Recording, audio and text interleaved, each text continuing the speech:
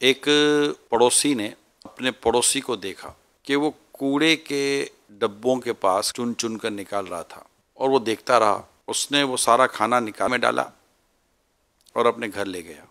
اس کے پڑوسی کو بڑی تشویش ہوئی کہ کیا میرا یہ پڑوسی اس قدر محتاج اور اس قدر اس کے فاقے ہیں۔ چند دنوں کے بعد اس کی ملاقات ہوئی اپنے پڑوسی سے جس نے کھانا نکالا تھا، تو اس نے کہا کہ اگر آپ کی اجازت ہو تو میں آپ کے گھر آؤں۔ کہا بالکل آئیے۔ اور اس کو تو یہ تھا نا میں گھر میں جا کے دیکھوں کہ اس کی کیا پوزیشن ہے۔ وہ اپنے گھر لے گیا۔ گھر لے جا کے جب گھر میں بیٹھے تو گھر کا حال اور ماحول ایسا نہیں تھا کہ جس سے لگے کہ اتنا غریب ہے اور اس کو کوڑے سے کھانا نکالنے کی ضرورت پیش آ جائے، تو اس کی تشویش میں اضافہ ہو گیا۔ تھوڑی دیر کے بعد اس نے ہمت کر کے پوچھ لیا کہ اگر آپ برا نہ مانے تو ایک بات پوچھوں۔ کہا جی فرمائیے۔ اس دن میں نے آپ کو کوڑے کے ڈھیر کے پاس کھانا نکالتے دیکھا تھا، تو مجھے بس تھوڑا عجیب لگا کہ میرا پڑوسی کیا اتنا غریب یا پریشان ہے کہ اس کو یہ کھانا نکالنے کی ضرورت پڑی، لیکن میں آپ کی صورتحال دیکھ رہا ہوں، لگتا تو نہیں ہے کہ آپ کو اس چیز کی ضرورت ہو۔ اس نے کہا کہ آپ نے درست کہا کہ مجھے اس کھانے کی ضرورت نہیں ہے۔ اصل میں جب نکل رہا تھا تو میں نے دیکھا کہ یہ کھانا اچھا ہے، تو میں نے اس کھانے کو نکالا کہ یہ ایسے ہی مطلب کہ خراب ہو جائے گا پڑے پڑے، اور گھر لایا۔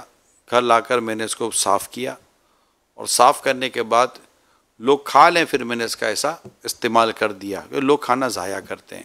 اس نے اپنی یہ کیفیت بتائی اور ساتھ ساتھ کچھ ماضی کھولنا شروع کیا کہ اصل بات یہ ہے کہ میں ایک مزدور آدمی تھا، میری ایک بیوی ہے اور ایک بیٹی ہے، اور ہم عرب شریف میں رہتے تھے۔ اس وقت ہمارے جو حالات تھے شہر وغیرہ کے بھی وہ بہت زیادہ غربت والے تھے، اور یہ وہ دور تھا جب غلام خریدے اور بیچے جاتے تھے۔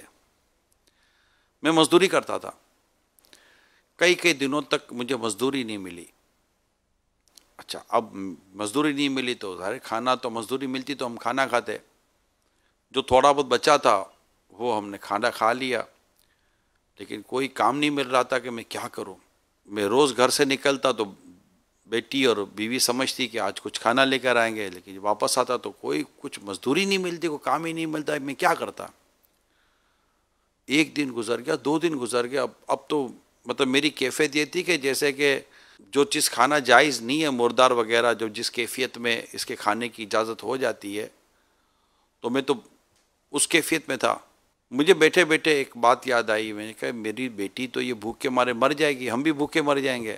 تو میرے ذہن میں بات آئی کہ کیوں نہ اپنی بیٹی کو میں بازار میں بیچ دوں، اس طرح یہ ہوگا کہ مجھے کچھ پیسے مل جائیں گے جس سے میں گھر پہ کھانا لے آؤں گا، ہمارا کچھ گزر بسر ہو جائے گا۔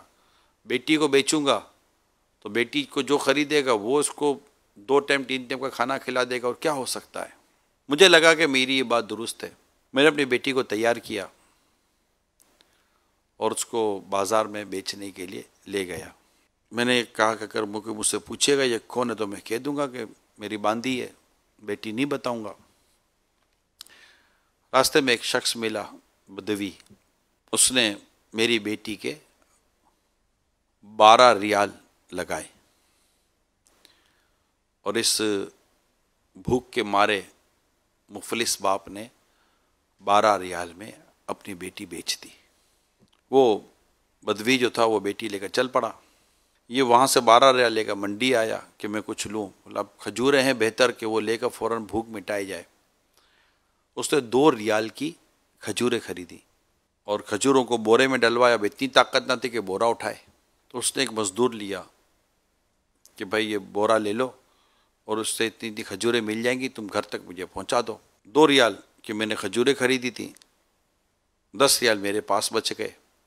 میں آگے بڑھا، میں گھر کی طرف جا رہا تھا، مزدور میرے پیچھے پیچھے تھا۔ اب کیا ہوا کہ میں گلی کے لیے مڑا، وہ پتہ نہیں مزدور کدھر رہ گیا، وہ کہیں اور مڑ گیا۔ اب مجھے کہ مزدور میرے پیچھے آ رہا ہے۔ میں جب گھر کے دروازے پر پہنچا، پیچھے دیکھا تو مزدور غائب۔ تو میرے ہوش اڑ گئے کہ مزدور چلا گیا.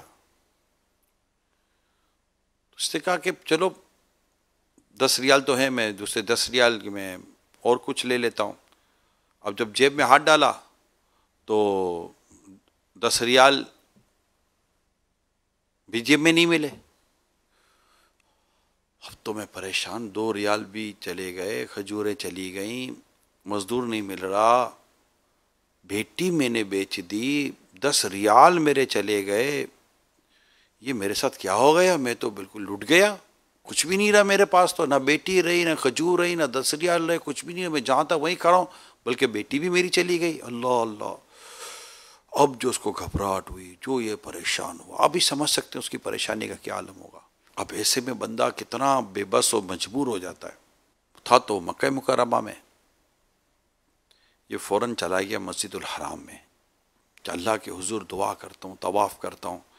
دوران طواف دعائیں قبول ہوتی ہیں, اس مقام پر دعائیں قبول ہوتی ہیں. میں اللہ سے دعا مانگتا ہوں اللہ میری اس پریشانی کو دور کرے. وہ مسجد الحرام پہنچا, طواف کر رہا تھا, دعا کر رہا تھا, طواف کر رہا تھا, دعا کر رہا تھا. اس کی نظر اس بدوی پہ پڑ گئی جس نے اس کی بیٹی کو خریدا تھا, اور بیٹی اس کے ساتھ طواف کر رہی تھی. لیکن اب سارے وہ تو بیٹی بیچ چکا تھا. اب اس نے اپنی بیٹی اور اس شخص کو نظروں میں رکھا تھا. طواف پورا ہوا, دوران طواف اس شخص نے جس نے اس کی بیٹی خریدی تھی, اس نے بھی اس کو دیکھ لیا تھا اور اس نے بھی اس کو نظروں میں رکھا تھا. مقام ابراہیم پر انہوں نے نوافل ادا کیے. تو نوافل ادا کیے تو جس نے بیٹی خریدی تھی اس نے شخص کو بلایا,